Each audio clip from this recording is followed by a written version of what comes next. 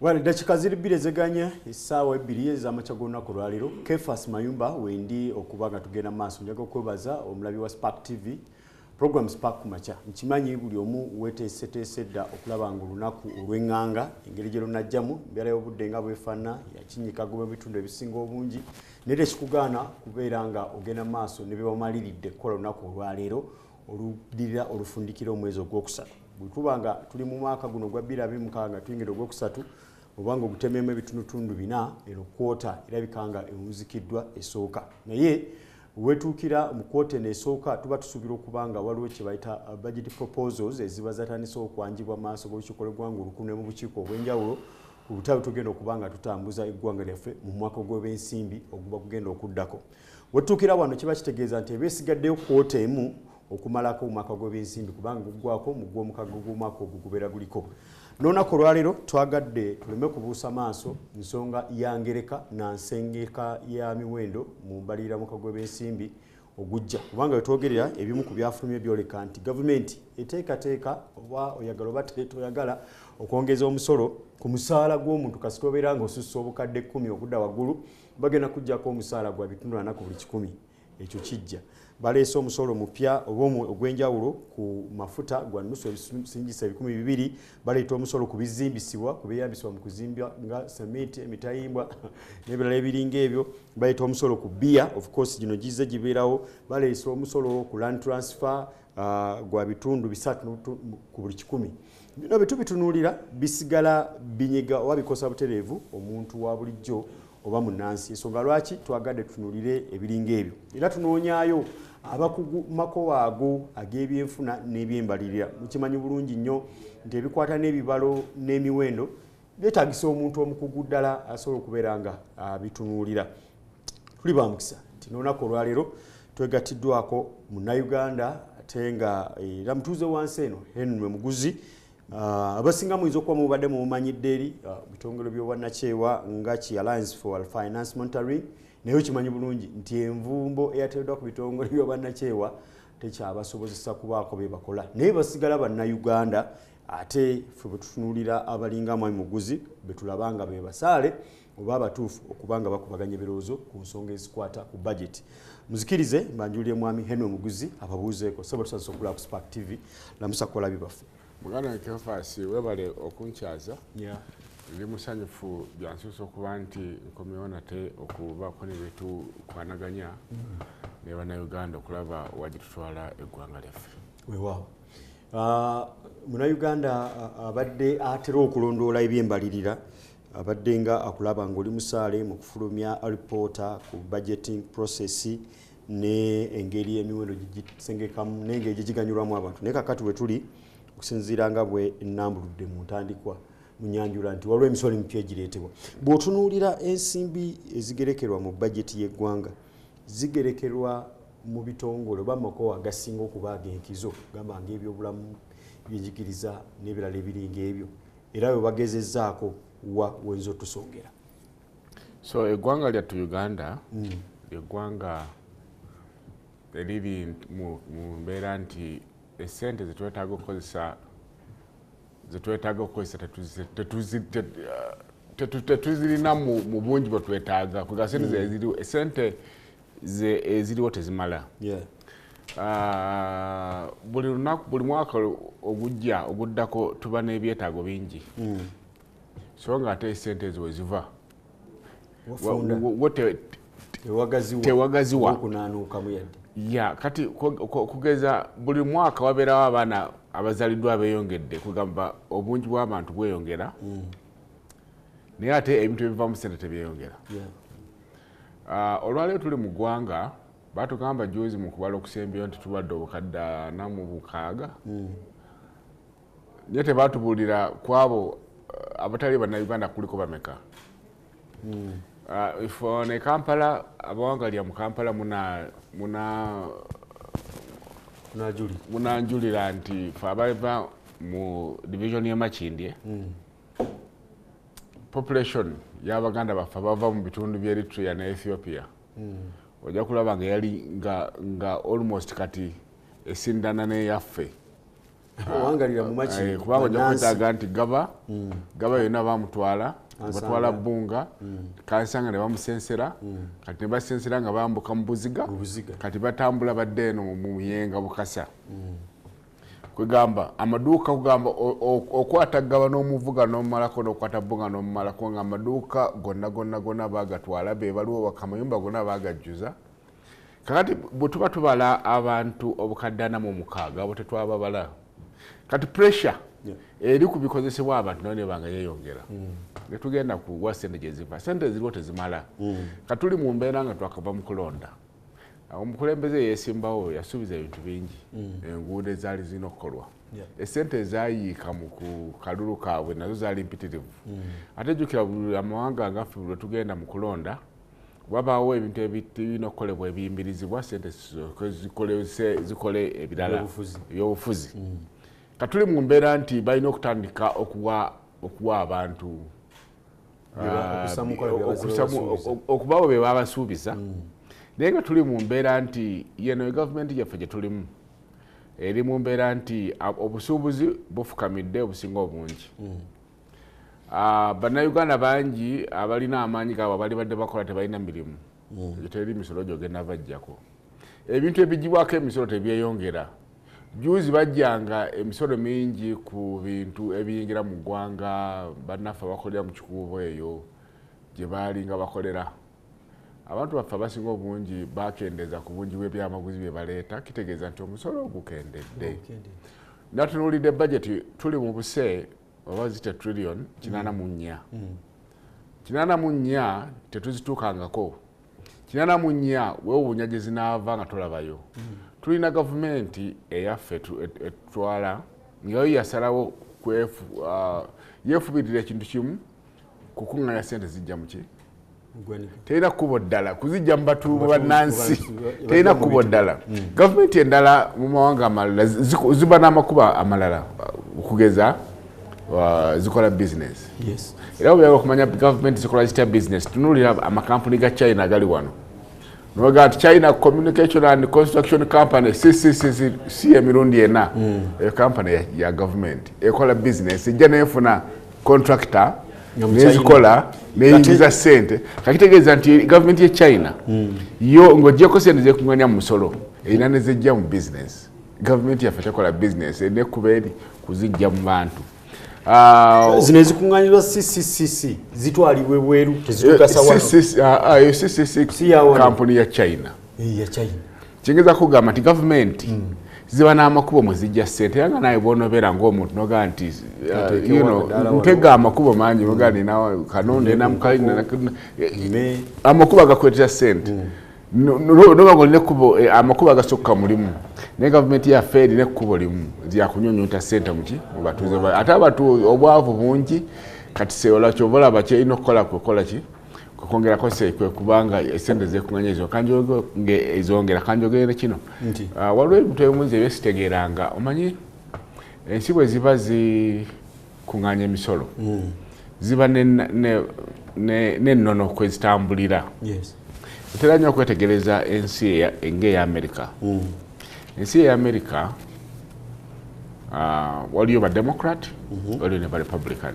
buli omu alina ennono eyanjawulo kati bo ba Democrat bagamba nti ffe tuba tuli mu bukulembeze enkola eyaffe yakubinika omusolo kwaba abagagga abalina ssente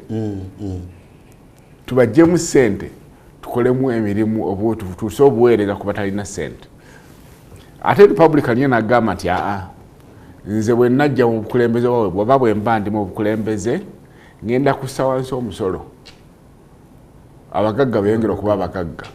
babe ne ssente nnyingi bakole amakolero baseewo emirimu abaavu bafune emirimu bajje bakole babe ne ssente zaabwe walaba filosofe ez'enjawulo nze sitegeranga filosofe ya Uganda filosofe ya Uganda eringa egamba nti nze nja kutunuulira ggwe Kefas nkunyuunyuunte mbere nga mbinika ggwe omuntu omu mbinika paka lwolugwamu endasi naye kukasuka eri nga kinakani kino kozi wobogayo ekikajjo ekikuta kyakyo kyomaze ogayamu okikola otya nga kiweddemu omukyuzi so okugamba simanyi kubanga kati bw'otuulya emisolo nga bwe giri omuntu waffe wa bulijjo olwedde talina ssente tuli mu kuluma bugigi niyo emisolo gyongedde okubinikibwa obadde ogiyitamu awo mafuta bia ebikozesebwa mu kuzimba land transfers noga nti gavumenti yali badde oba efuna amakuba amalala okusinga okubinika omuntu kankubulye kino nze singa nze ndowooza nti gavumenti yaffe yali badde ensi yaffe yali badde etambula bulungi singa gavumenti erina enkola eyamba abagagga ne bongera ogaggawala kati nofuna abagagga bangi kati bwetufuna abagagga nga bangi singa obadde n'omusajja nga abadde aleeta konteina 2 buli mwezi okuva e China ng'asuubula makooti gano ajja kutuuka ekiseera agambe nti niye sente zensaasaanya mu makooti nga nnyingi atandika okugamba nti wayi sente nga wezeeyongedde kankole ekkolero ateekewo emirimu. Tuli mu mbeera nti nno wano kizibu nnyo kati ogenda okunoonya omugagga munnansi muna Uganda naggagga naye ekola eno kubanga omusolo gubanuuna buli ke balina konna musikugamba bakuteekako omusolo ne bakunuuna n'oba nga tokyalina kasente konna kosigazaawo bw'oba olina ekizimbe n'oba nga okolerera wa musolo bw'oba olina ka bizinesi ne bakanuuna ne bakajjako VAT ne bakajjako income tax ne bakajjako kugamba n'oba nga tokyalina kyo obeera mu kikuubo wali n'oba nga buli kantu konna akakubo akasente kwali badde osigazaako konna ne bakanuuna. Naye mwami Muguzi tolowooza nti we need to appreciate some excise duties ziteekeddwa ku bintu ebiringa ebyokwejalabya nga perfume, omwenge, ebizigo ebyokwezigula n'ebirala kubanga waliwo poliisi gavumenti gyezze ng'ekozesa oba ng'etembeeta eya Buy Uganda Build Uganda nti bateeka omusolo ku bintu ebyo bibadde bagufudde omuze okubisuubulanga ebweru ne yagazisa bannayuganda okwettanira ebyayo kubanga bikolebwa wano ebimu wano. Tolowooza nti kiyambako okwongera akasente kubanga abakola ebintu abali mu makolero kubanga butuna pillars ze bateekawo kwaliko eya tourism development mulimu eya agro-industrialization n'eya mineral based industrial development olabanga ne science and technology olabanga ennyinga ezo oba empagi ezo zitase ddugge kutusobola okutambuliza okugeza ennyingiza y'omunnansi gw'okiraba otya? Ekyamazima nti amawanga mangi gakozesa akakodi ako nti ebintu ebikozesebwa ebirabika okuba nti byakwejalabya babibinika omusolo kubanga ebintu ebyokwejalabya abasinga okubyettanira beebo olwedde abalina ssente kitegeeza nti webisako omusolo oba oyongedde okendeza ku ssente z'oyo alina olwedde singa babadde nti omusolo bagubinise ku ebyo ebintu ebyokwejalabya byokka waligambye nti kale naye ekintu ng'amafuta kati awo oba otuukidde ddala ku buli muntu yenna waliwo n'omusolo mulala gwolina okwogerako ogwa bano abakozi nga Kefas n'abalala abakola mu mawofiisi payers you earn kuba nagwo mpulira baagala gulinyisa balinyisiza kasita oba ng'ofuna okuva ku kadde 10 okuddagulu 40% bakujjako kitegeeza nti buli kakadde kofuna bakujjako $40,000 kitegeeza naye obuzibu bwe tulina omanyi omusolo guyinza okuba tegwali badde mubi juzi nali e Denmark eyo nga abatuuze b'e Denmark buli bwana bakola mu office baba bajjako 45 oba 50% ku musaala ku buli 10 kyofuna ne bakujjako 5 gavumenti egabanyiza wakati naye ekomawo nekulaga sente zo gye ziraze nga tebirabikako sikulaga nti bw'oba olina emmotoka yo togenda kugivuga ova wano oba tunatuuka wali ku Radio Uganda ogwo mu Kinya kusooka buzoba ekutuke okiraba nti enguudo ziri smooth nti omwana wo okuva mu nursery paka lwali kumalako university agenda kusomera bwereere nti olina insurance nti bw'ona olwala togenda kugenda okwate mu nsawo yo kugamba ebintu esente zo gye ziraga oba obiraba naye gwe genda ewasinga okuva emisolo wano mu Uganda mu Kampala okugeza olaba abantu abo gye basula enguudo ze bavugirako emmotoka zaabwe nga te basinga okusasula emisolo ojja kulaba nga gavumenti ebawa kityo tebakolera kimala. Ekyokubiri kikulu nnyo okuteeka ssente ku bintu ebyokwejalabya kubanga oba oyagala obikole ki oyingire omalemu amaanyi dola yaffe dola esaasaanyizibwa ku bintu ebyo naye waliwo ebintu ebimu nga wetaaga nga tonna kuba kubibinika musolo olina okusaawo enkola okugeza bw'oba tonateeka musolo ku cement n'ebikozesebwa byonna mu kuzimba olina okuba nga otaddewo amakubo agalambika nti bwe bibanga omusolo ng'otaddeko ebyo ebiyingira mu ggwanga ebigenda computinga na bino ddala byenina mu ggwanga bimala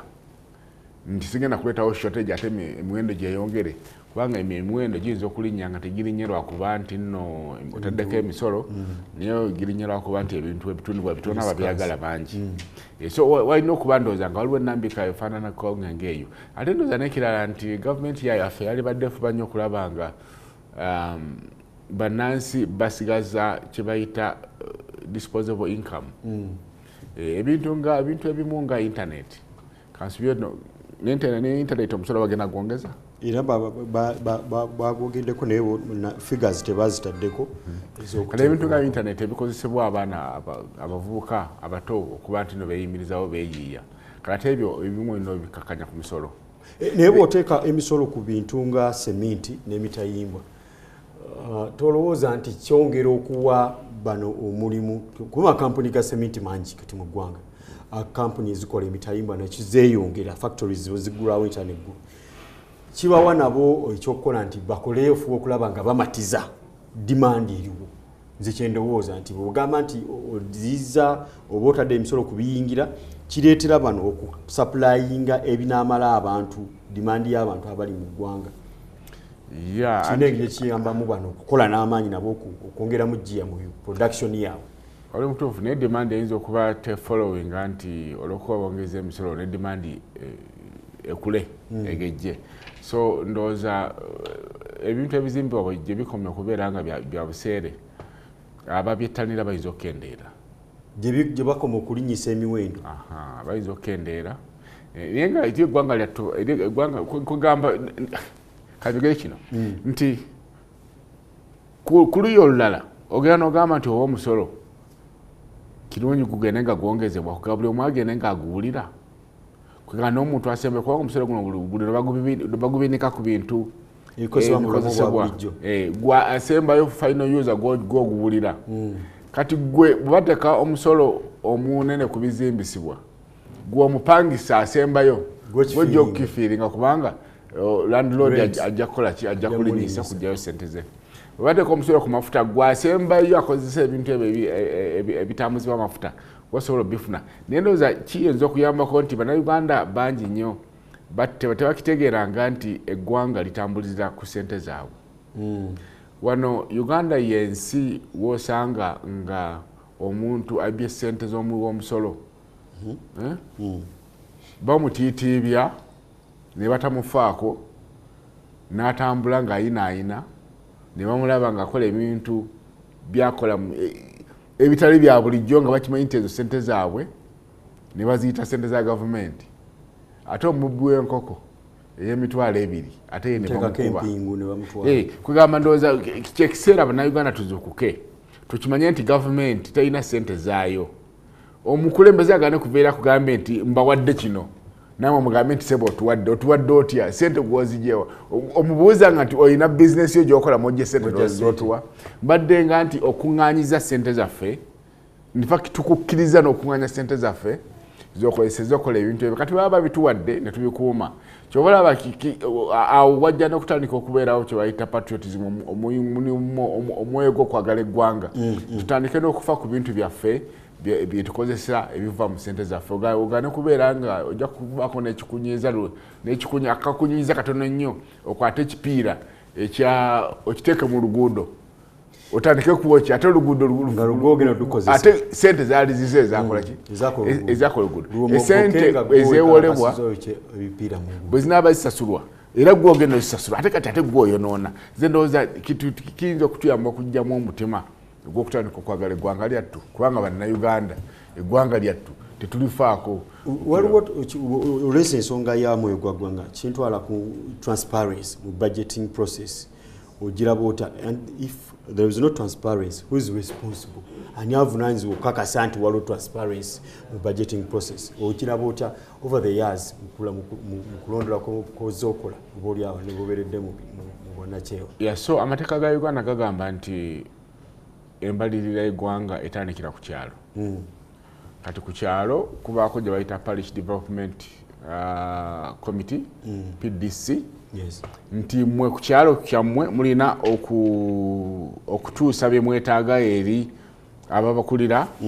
Kati ababakulira ku kyalo bwe buntuka ku parish ne wabeera Parish Development Committee gye mugenda. Ate naawe ali ku kyalo Parish Development Committee teryakugaanayo ogenda okuwuliriza biki byoyagala. Biki bye mwali agadde gavumenti esseekesira.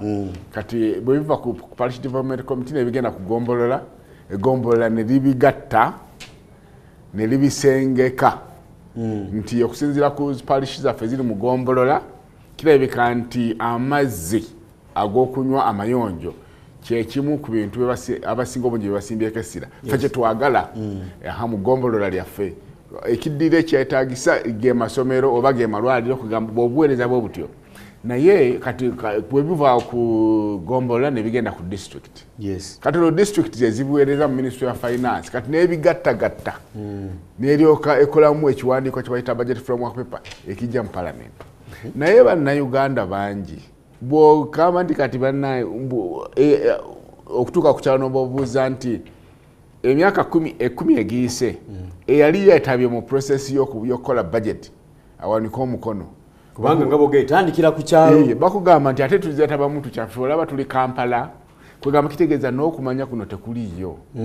Ate ndowooza n'abatukulembera tebakoze kimala. Bakigenderera oba. Kati olw'okuba ekyo tekiriwo kati tutudde eri ku transparency gyogeddako. Nti ebintu ebisengekebwa mu budget abantu tebabimanya. Kati laba ye gwavaayo wano genda nga ogezaako okubamenyeramu. So nga ate be bali badde bakubuulira nti afe twateekamu kitugundi kiyise. So ndowooza kitukoze kimala. Ate ne gavumenti tetaddeemu ssente zimala. Kuba kati programu nga zino zali badde ate ziddayo wansi. Abantu ne basomesebwa. Abantu ne basomesebwa babaga nti mu bajeti yammwe bino bye byakola ki? Bye byateekebwamu. Naye ate ne bannansi bennyini abakulembeze be tulonda. Wali badde bakolawo entegeka ne wabaawo waakiri omuntu akiikirira parish oba akiikirira ekyalo. Anaakomawo n'abagamba nti banne nagenze mu gombolola naye we natuuse eri twasanze nga ate waliwo amagombolola amalala go agalabika okuba nti ate go gasinga kwagala kukola nguudo. Kati okiba basinga kwagala kukola nguudo kati ffe kyakyazuuse nti ate ffe abagala amazzi yeffe tubadde ba minority ffe tubadde abatono kati ne batwala bali abangi kubanga demokrasiya kitegeeza nti abangi kye basazeewo kye bagenda nakyo. Naye ne batusuubiza nti omwaka ogunaddako okiraba naye information eno ate beera shared ka transparency netabaawo ne mugenda ne mukola budget abantu abamuwulire baazikubanga mu mawulire ne balambika bulungi. Muligo tebakyalambika. Budget eba ewandiikiddwa mu lulimi oluzungu olukakali kogana ne kibeera nti munansi tagimanyi. Ne mu Uganda wange ali wansi eri mu kikuubo akola business guno n'omusolo gwogezako mugamba tagutegeera na butandamu nagutegeera bulungi bagenda kukola batya. So tebasomesebwa tebabangulwa nekiba nti transparency temala tulinawo okwongerawo amaanyi. Muguzi we tukomawo tugenda kubanda banga munansi omutaddeko omunenya omutaddeko olukongolo naye nga alonda abakulembeze ne bakiika mu gombola ne bakiika ku district ne mu parliament gye batemera. Oyinza okuba omunenya ekitali kikye naye tugenda kukirambulula katukomewo tukyali mu program Spark Macha ndi Mwan Henry Muguzi. Abasinga obunyumanyidde mu Alliance for Finance Monitoring ekitongole ekibadde kivaawo okukola embalirira n'okutulaga engeri ensimu gye zisaasaanyizibwamu naddala mu biseera by'akalulu ne mu ngeri budget gyetemebwatemebwamu. Katudde.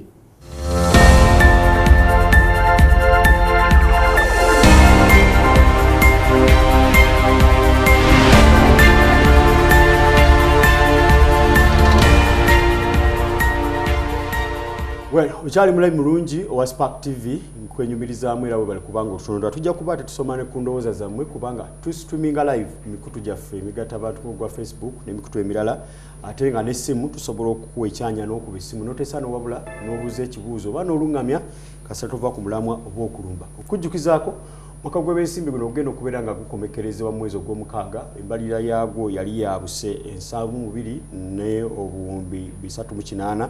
naye nga mu gw'omukaaga gugenda kubanga eggwako kyokka. Awo mu mwaka oguwedde mu Novemba, Parliament yayitibwa bukubirire ne babaako ensimbi ez'ennyongereza ze baasaba era ne zibaweebwa, nga bageza kutunyonyola awo nti zigenda kukola mu bitwe by'enjawulo, nga kwaliko n'ez'akakiiko ebyokulonda okusobola okuteekateeka okulonda okw'amazima n'obwenkanya oba okuteekateeka obulungi okulonda. Mwami Muguzi, oyogedde tubale tutandise okutunuulira ekibuzo kya transparency, nga twebuuza ani avunaanyizibwa. Kituufu nga munnansi ovunaanyizibwa, naye munnansi ate aweebwa ssemateeka eddembe okulonda abakulembeze be bayita abakiise. Omukiise oba omuntu gwe bayita omukiise aba ayimirirawo ku lw'omuntu amulonze oba amutumye. Tutuma abantu ku ggombolola, tubatuma mu nkiiko za disitulikiti ne tubatuma mu nkiiko eza Parliament. Bo bakoze obuvunaanyizibwa bwabwe mu bulambulukufu okulaba nga wabeerawo transparency mu budgeting process. Kirimu engeri bbiri. Ensi yaffe yataaguka neyonooneka nti tewakyaliwo omuntu g'oyinza kutuma n'akusaavinga nga bw'omutumye, olw'okuba tewakyaliwo mazima, buli muntu ayagala kwekukusa. Kati ebiseera gye twatandikira eri bannansi batunulanga ne balaba ababaka ne batuma omubaka abasingako. Yes. Nga balowooza nti ono atusingako okutegeera ensonga y'anaatutegeerera katumutume, naye olw'okuba nti ensi yataaguka bamutuma watuuka eri yeerabira be bamutumye, natandika kukolerera lubuto lwe. Kati bannansi ne bakirabika ne baggwamu amaanyi, ne batandika kutuma abantu babafaanana. Gwe basanze gwe balonda kasita kati bo balaba abafaanana gwe batuma, ate kati gwe bw'otuma oyo gwofa akufaanana, ate kati talina busobozi busobola kukola eri baita budget transfer tegeera nabitegeera. Naye kati kubanga bw'otunuulira abantu b'abalonzi baagala okulonda be balonda ennaku zino, balonda oyo abafaanana. Kati ate obulonda akufaanana ate oba weekubye ejje oba weeteebye eggoolo oba tolina kyokyusizza. Waliwo enjogera gye tutera okwogera, yayogerwa omwami eyavumbula omu ku bavumbula emmotoka mu America, erinnya lye Henry Ford. Yes. Henry Ford oyo y'omu kuba setofali eddene nnyo okufuula America kikyeri, kubanga walingawo ebiseera nga America yeesigamye ku bulimi, kati abalimi batikanga ebirime byabwe, naye nga olw'okuba baavanga wala baageranga okutuuka mu kibuga okutunda ebirime byabwe ng'ebisinga byengedde ebirala bivunze.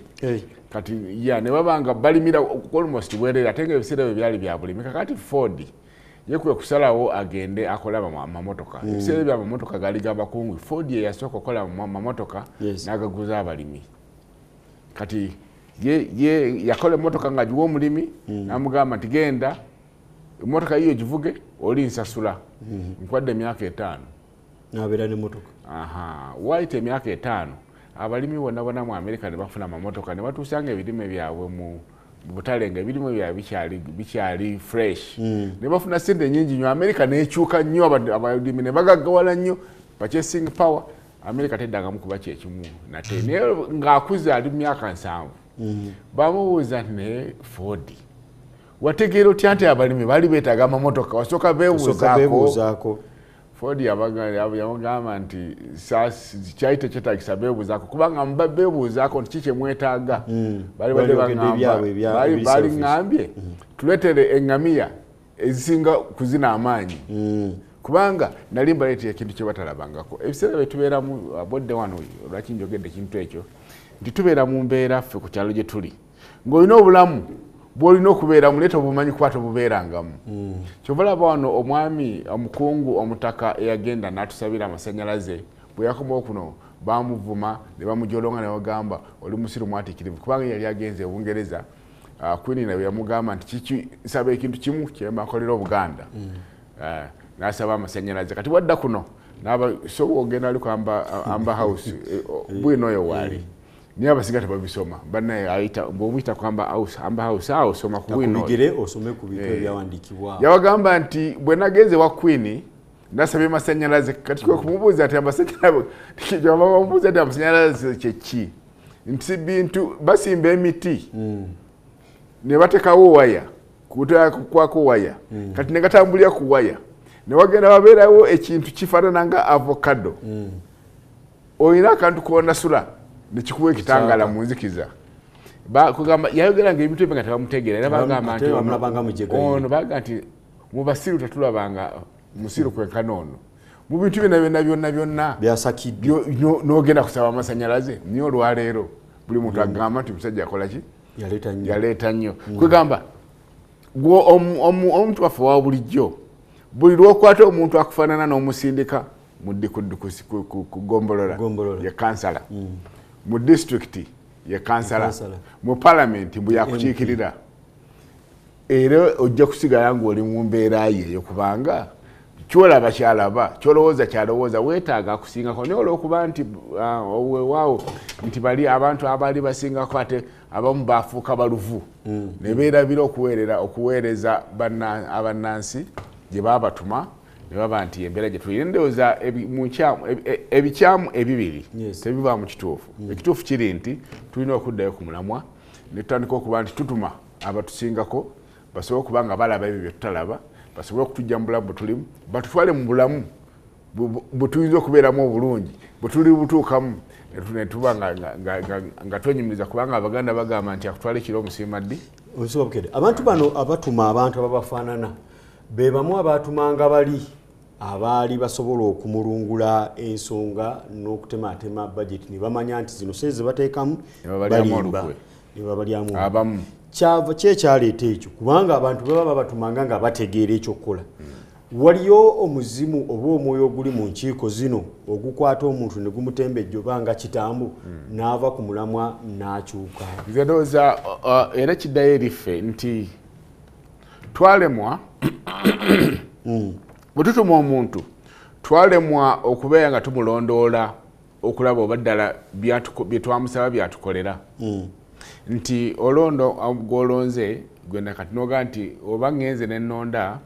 gwe nogenda kati wesulireyo gwa naggamba kati gwe n'omuleka n'omuwa ekyanja kati yagenda akola kyayagala mu mawanga amalala bino gye bitakolebwa abalonzi bamala okukulonda basigala bakyakulondoola mu kifo gy'okujja okugamba nti waaye mpaayo akasente nekole school fees bagamba nti waaye kiwatusuubiza kitwakutuma kiwa kigendeddeko komawo otubuulire mu mwaka gwali gwa 2019 walina program gyetwakola mu kitongole kyange mu kibiina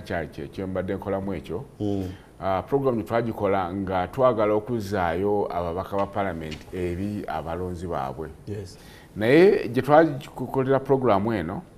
ababaka baagaana nga okuddayo nga batyayo kiki era okubazaayo twagendanga ku byalo ne tubagamba bannansi ne batuula ne bawandiika ekiwandiiko ebbaluwa ne bateekako amannya gaabwe ne basayininga nga bagamba nti yeffe abalonzi bo tubaye tukusaba ojje tukukakasa nti bw'onojja tetugenda kukusaba ssente n'emu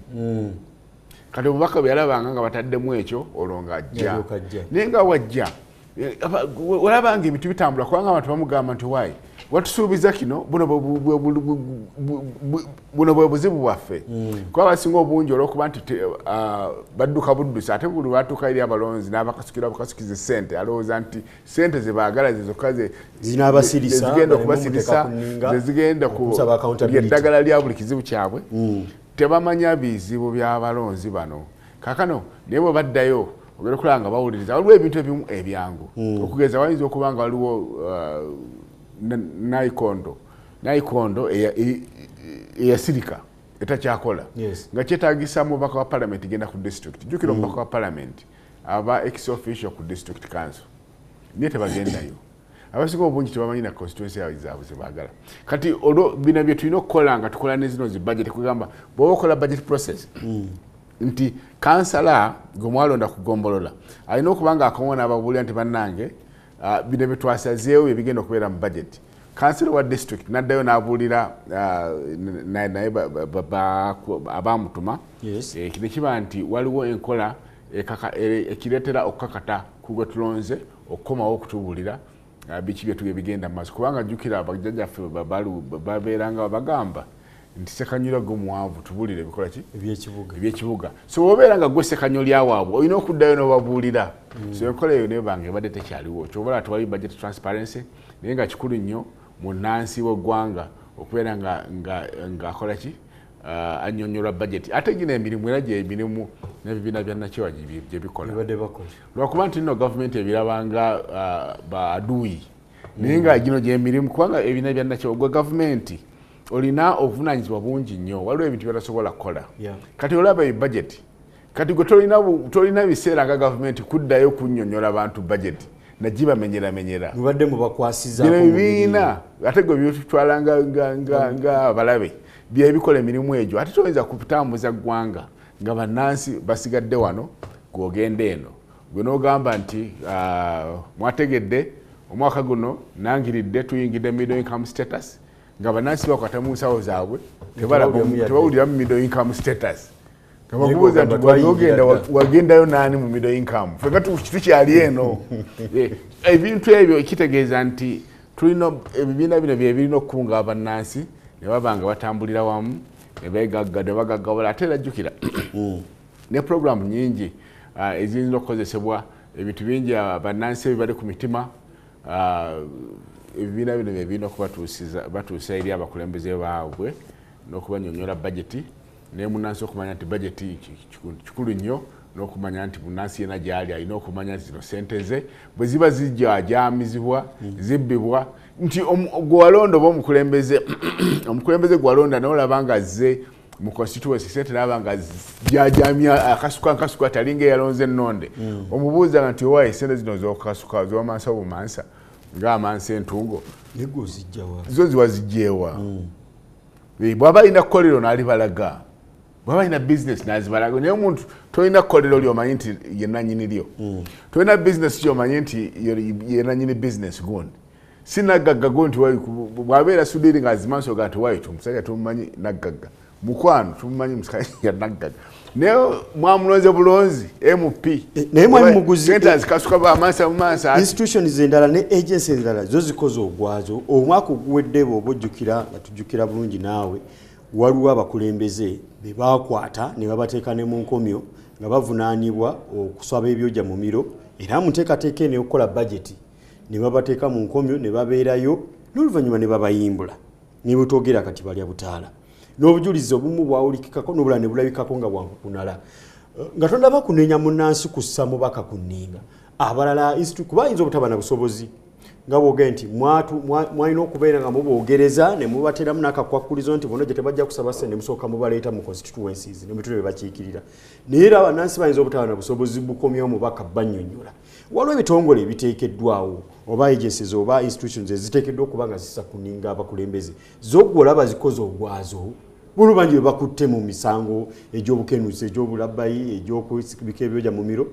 nga bakyayinaayina ne kaakati kyekyetaaga okukolebwa ne practical steps zitagibwa okuba nga ziteekingibwa okulanga accountability ebeera enforced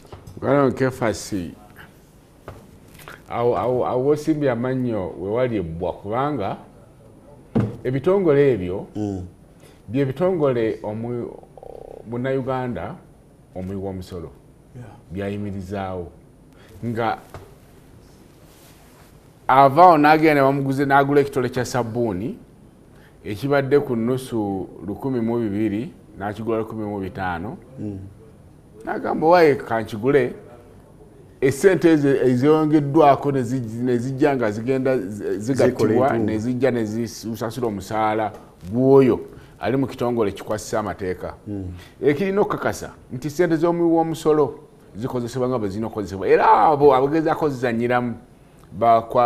bakolebwako nga obuyinza bwebulagira naye nabino bibanga tebikola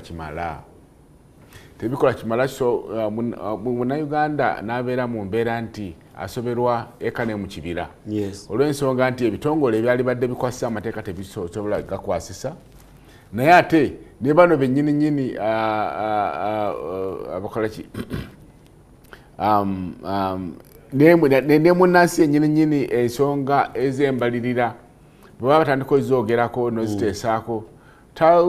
sirowooza nti abasinga obungi bawulira muli munda n'olumirirwa nagane buli boogera ku kigambo budget y'eggwanga ezo sente zange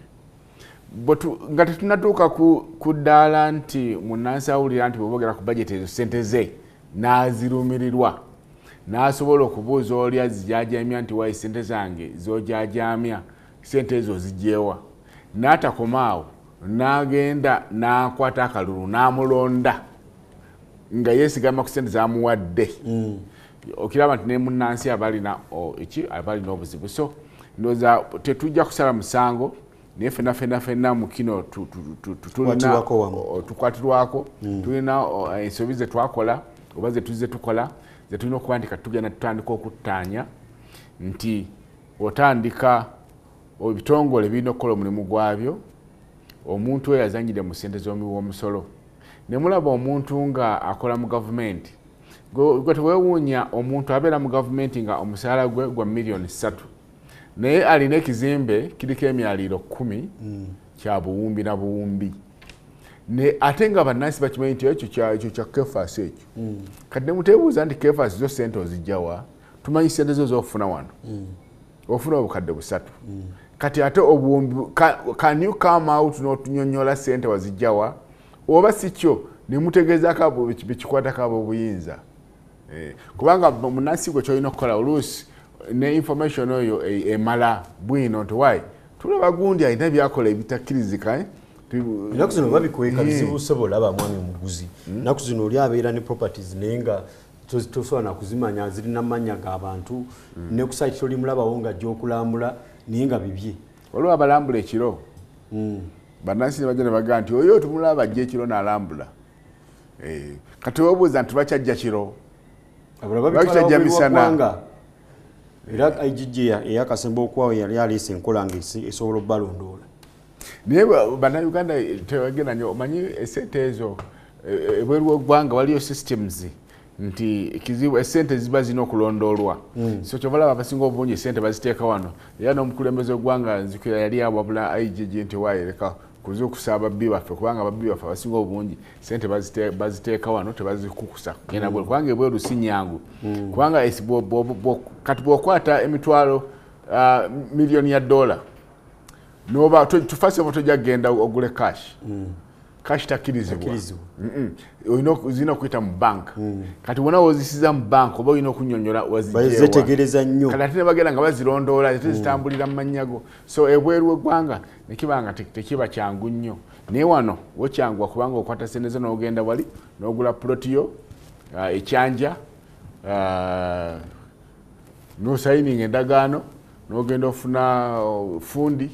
oba engineer nandika kuteerako kizimbe material n'ogula seminti gy'onoogenda omugula tebajja kusooka kubuuza sente ozigyewa gy'ogula emitalimba tebajja kubuuza sente ozigyewa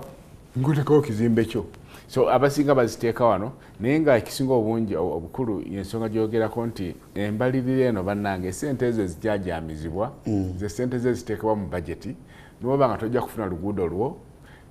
ali mu Kampala asinga okusasula omusolo ogusinga obungi noba nga gwobonaabona enguudo mbi ne mubeera nti ne mutuuka okubeera nti mulwaziza omulwadde mu famire n'agenda mu intensive care ne babakuba biiru ya bukadde 50 mugenda okumugjayo nga mwenna mweyaguza lujjo just okusasula medical bill ne mubanga famire yonna yavuwadde n'ebyobugagga ebitunze nsobola okujjayo omulwadde wammwe nga n'oluusi afiiriddeyo so nga ate gavumenti byali badde bakolako noba nkusasula sente zo noba nga osasula sente zo mu musolo nga mpitirivu naye ate n'okwata sente esoba mu kakadde oluusi obukadde 2 obukadde 3 n'ogenda osasula school fees y'omwana mu ssomero ng'ate gw'osasula sente noba nga tewali ssomero lya gavumenti ya primary wane mu Kampala lyoyinza kutwala mwana wo n'asoma netuba nti netutuuka ekisafo twasomera kefas nze nasomera nga omuzadde okukwata omwana we n'amutwala mu ssomero erya private nga ofuuka kisekererwa twali mu kyalo eri amasomero gali ga gavumenti gagegasinga obukulu kijja kitya nti kati ate ebintu byakyuka bw'otwala mu ssomero lya gavumenti banno bagamba nti omusajja oyo mulalu ne tutuuka okuba nti nno ettutumu ne value amasomero ga government je galina yagwa aba private bichi bibakola bitasobola kukola fenga government so ndoza ebintu byotuna okutunulira nenga muwi wa musoro ayina okuvaayo n'alondoola n'abanga awaaba n'azibuuza ebibuuzo n'agamba gwe sijja kulondolwa kino ne kino netwewala okulonda abantu abatufaanana tulonde abo abatusingako ate bwe tubalonda nga tubalondoola kulaba nti batukolera bye twagala netugoberera ensonga zino n'omusolo netugusasula kubanga ate kikkakatako by the way nga munansi kikkakatako yonna gy'oli munansi okusasula omusolo kasita oba nga oli munansi citizen kikkakatako kati ate nekankyukire bano abamanyi babaita batya aba-evading emisolo abasolooza abagievadinga abagiwakanya abagyepena bannange kikkakatako munansi yenna gy'oli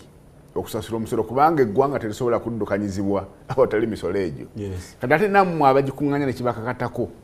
okusente ezo zikozesa n'obwegendereza sitaani atera okubakema ne muzisomola abenga akakanya tweyanza nnyo tweyanzege mwami Henry Omuguzi tubadde naye olunaku lwaleero abasinga nga bwe mbagambye mumanyi nga mu kitongole kiri ekya Alliance for Finance Monitoring ekyobwannakyewa naye we twogerera byonna byonnakyewa ebisinga obungi bwitaba byonna byaseeterwako envumbo nga gavumenti egamba nti ebimu birina ensimbi zebikozeswa ate mu kusokeetera gavumenti n'ebiruubira byabo ebimu tebinaba kutegeereka naye nga ekya SCFIM ekyo mubadde mukimanyi naffe bannamawulire kibadde tukikozesanga kifulumya reports ez'enjawulo ku mbalirira n'esasanya ensimbi naddala mu biseera eby'ebyobufuzi ate n'engeri budget gyetemebwatemebwamu nze Kefas Mayumba ku lwa Spark macha munange America Irene bannanga abali technical Tony abali mu transmission producer Betty Hamis ali ku kamera n'abala mwenna n'abali bafa abalungi mwebale debate esigala egenda maaso ku show platforms zaffe endowooza zammwe ebirowoozo n'ebibuuzo tubirondola tubikomere tukubaganyako ebirowoozo mwebale nnyo enkya twerabe nga mutulabye ku macha